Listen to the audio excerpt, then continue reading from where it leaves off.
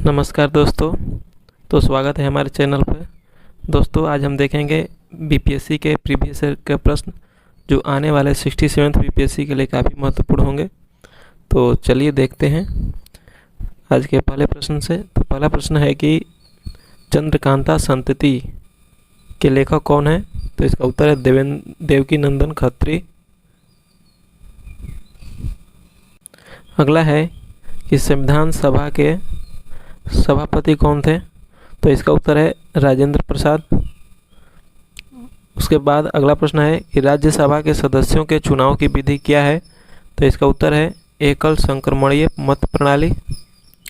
अगला प्रश्न है कि संसद की कौन सी समिति नियंत्रक एवं महालेखा परीक्षक की रिपोर्ट की समीक्षा करती है?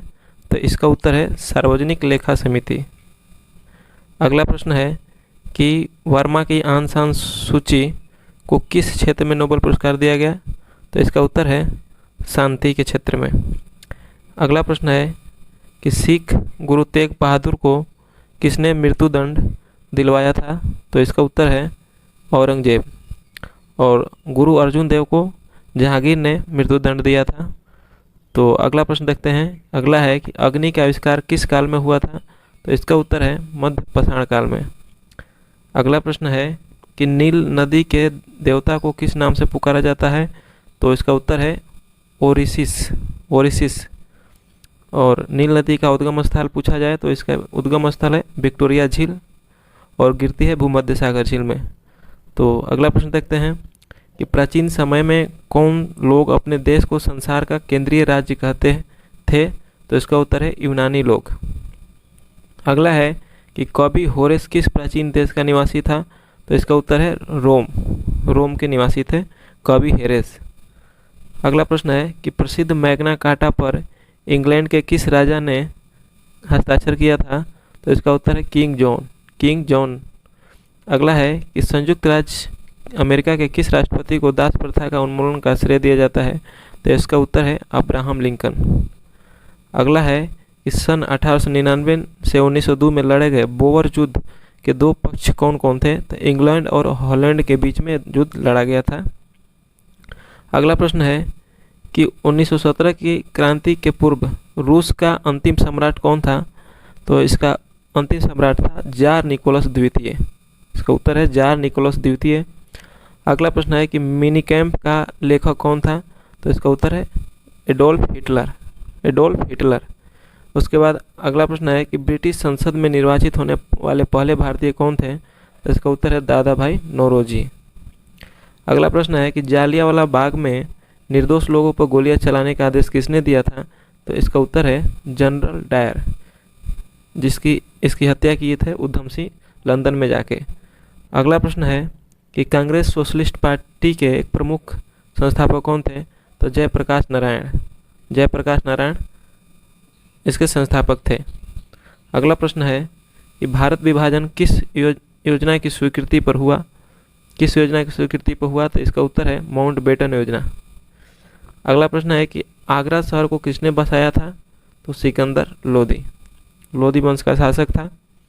अगला प्रश्न है कि संयुक्त राज्य अमेरिका का राष्ट्रीय दिवस किस दिन मनाया जाता है? तो इसका उत्तर है 4 जुलाई को। अगला प्रश्न है कि किस राज्य की जनसंख्या सबसे अधिक है? तो इसका उत्तर है उत्तर प्रदेश की जनसंख्या भारत में सबसे ज़्यादा है। भारत के संविधान में संशोधन प्रस्ताव की पहल कौन कर सकता है? तो इसमें उसका उत्तर है संसद के दोनों सदनों में किया जा सकता है प्रस्ताव। अगला प्रश्न है कि लोकसभा के निर्वाचित सदस्यों की अधिकतम संख्या कितनी हो सकती है? तो इसका उत्तर है 552। अगला प्रश्न है कि अंतर्राष्ट्रीय न्यायालय के प्रधान के पद पर कौन भारतीय आसीन रहा? तो इसका उत्तर हो जाएगा डॉक्टर नागेंद्र सिंह। अगला प्रश्न है कि नियुक्ति के समय कौन प्रधानमंत्री संसद का सदस्य नहीं था? तो इसका उत्तर होगा पीवी नरसिंह राव। अगला प्रश्न है कि लाला लाजपत राय की मृत्यु लाठीचार्ज के परिणामस्वरूप हुई, जो कब हुआ था? तो साइमन कमीशन के बहिष्कार के दौरान हुआ था। अगला प्रश्न है कि 1 रुपये के नोट पर किसका हस्ताक्षर रहता है? तो सचिव वित्त मंत्रालय भारत सरकार के। अगला प्रश्न है कि बिक्री कर कौन लगाता है? तो इसका उत्तर है राज्य। बिक्री कर कौन लगाता है? तो राज्य। अगला प्रश्न है कि किस पंचवर्षीय योजना की अवधि में भिलाई और दुर्गापुर के इस्पात कारखाने लगाए गए? तो इसका उत्तर है द्वितीय पंचवर्षीय योजना। अगला प्रश्न है कि भारत के किस उद्योग में सबसे अधिक कामगार कार्यरत हैं, मतलब सबसे ज़्यादा श्रमिक काम करते हैं? तो इसका उत्तर है वस्त्र उद्योग में। अगला प्रश्न है कि किसने कहा था कि अर्थशास्त्र भौतिक कल्याण का विज्ञान है? तो इसका उत्तर है जॉन मार्शल। उसके बाद अगला प्रश्न है कि कौन सा ग्रह सूर्य के सबसे नज़दीक है? तो इसका उत्तर है बुध।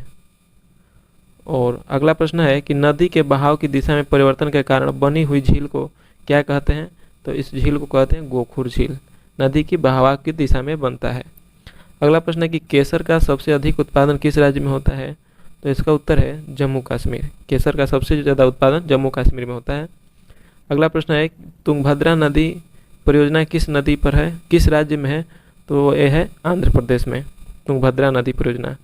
अगला प्रश्न है कि डीजल लोकोमोटिव कारखाना कहाँ पर स्थित है?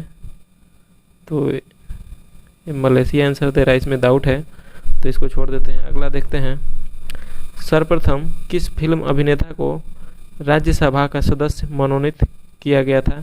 तो इसका उत्तर है दिलीप कुमार को। अगला प्रश्न है कि नर्मदा बचाओ आंदोलन की प्रमुख नेता कौन है? तो मेघा पाटेकर, नर्मदा बचाओ आंदोलन के नेता। अगला प्रश्न है कि प्रतिभूति घोटाले की जांच कर रही संयुक्त संसदीय समिति का कौन एक सदस्य भारत का नियंत्रक एवं महालेखा परीक्षक रह चुका है? तो इसका उत्तर है रामनिवास मिर्धा। ये सभी प्रश्न 38वीं बीपीएससी में पूछा गया है, जो आने वाले एग्जाम के लिए काफ़ी महत्वपूर्ण होंगे। तो आगे देखते हैं, बम्बई का दूरसंचार कोड एसटीडी कोड क्या है? तो इसका उत्तर है 022। अगला प्रश्न है कि उड़ीसा की राजधानी कहाँ है? तो इसका उत्तर है भुवनेश्वर। उड़ीसा की राजधानी कहाँ है? तो भुवनेश्वर। अगला प्रश्न है कि आंध्र प्रदेश की राजकीय भाषा क्या है? तो इसका उत्तर है तेलुगु। अगला प्रश्न है कि भारत के किस राष्ट्रपति की मृत्यु कार्यकाल पूरा करने के ही पूर्व हो गई थी? तो इसका उत्तर है जाकिर हुसैन की मृत्यु कार्यकाल पूरा होने से पहले हो गई थी। अगला प्रश्न है कि संयुक्त राष्ट्र शिक्षा विज्ञान संस्कृति संगठन यूनेस्को का मुख्यालय कहाँ है? तो इसका उत्तर है पेरिस में। अगला प्रश्न है कि जापान के राष्ट्रीय विधानमंडल को क्या कहते हैं? तो इसका उत्तर है डाइट। और रूस के संसद को ड्यूमा कहा जाता है। वैसे ही अमेरिका के संसद को कांग्रेस कहा जाता है। तो अगला प्रश्न देखते हैं कि संयुक्त राज्य अमेरिका की राजधानी कहाँ है? तो इसका उत्तर हो जाएगा वाशिंगटन डीसी। अगला प्रश्न है कि यूरोप को संयुक्त राज्य अमेरिका से कौन सा महासागर अलग करता है? तो इसका उत्तर होगा अटलांटिक महासागर। अगला प्रश्न है कि कानपुर किसके लिए प्रसिद्ध है? तो उत्तर होगा चमड़ा उद्योग के लिए। कोसी परियोजना किस दो राज्यों का लाभ देता है? तो यह है उत्तर बिहार और नेपाल। दो राज्य लिखा हुआ है लेकिन इसमें दो देश का नाम दिया हुआ है। तो कोसी परियोजना से कौन लाभान्वित होते हैं? तो बिहार और नेपाल। अगला प्रश्न है कि नागार्जुन सागर किस नदी पर स्थित है? तो इसका उत्तर है कृष्णा नदी पे। अगला प्रश्न है किस हवाई अड्डे को इंदिरा गांधी अंतर्राष्ट्रीय हवाई अड्डा कहा जाता है? तो इसका उत्तर है दिल्ली हवाई अड्डा को इंदिरा गांधी अंतर्राष्ट्रीय हवाई अड्डा कहा जाता है, उसका नाम है। अगला प्रश्न है कि किस देश ने शुरू में भारत को क्रायोजेनिक रॉकेट इंजन बेचने का वचन दिया था? तो इसका उत्तर है रूस। अगला प्रश्न है कि चेकमेट शब्द का संबंध किस खेल से है? तो इसका उत्तर है शतरंज। अगला प्रश्न है कि ईरानी ट्रॉफी किस खेल से संबंधित है? तो इसका उत्तर है क्रिकेट से। अगला प्रश्न है कि नई दिल्ली में अंबेडकर स्टेडियम में कौन सा खेल खेला जाता है? तो इसका उत्तर है फुटबॉल। अगला प्रश्न है कि संविधान सभा द्वारा भारत की संविधान किस दिन पारित और कब हुआ था? तो ये स्थापना पारित हुआ था 26 नवंबर 1949 ईस्वी को। अगला प्रश्न है कि किस धन विधेयक को पारित होने में राज्यसभा अधिक से अधिक कितनी देर रोक सकती है उसको? तो इसका उत्तर है 14 दिन तक रोक सकती है। अगला प्रश्न है कि संघ लोक सेवा आयोग के सदस्य अपने पद पर कब तक रहते हैं? तो इसका उत्तर है 6 वर्ष तक या जब तक 65 वर्ष पूरा न हो जाए। अगला प्रश्न है भारत में सबसे लंबी नदी कौन सी है? तो उत्तर है गंगा। अगला प्रश्न है कि सुप्रसिद्ध हिंदी कहानी उसने कहा था किसने लिखी थी? तो चंद्रधर शर्मा गुलेरी। अगला प्रश्न है कि घासी राम कोतवाल के लेखक कौन हैं? तो इसका उत्तर है विजय तेंदुलकर। और अगला प्रश्न है कि 500 के अधिक राजवाड़े देसी रियासतों को भारत में विलय के लिए कौन उत्तरदायी था? तो इसका उत्तर है सरदार वल्लभ भाई पटेल। तो ये सभी प्रीवियस ईयर के प्रश्न थे जो आने वाले 67th बीपीएससी के लिए काफ़ी महत्वपूर्ण होंगे। तो थैंक यू फॉर वॉचिंग।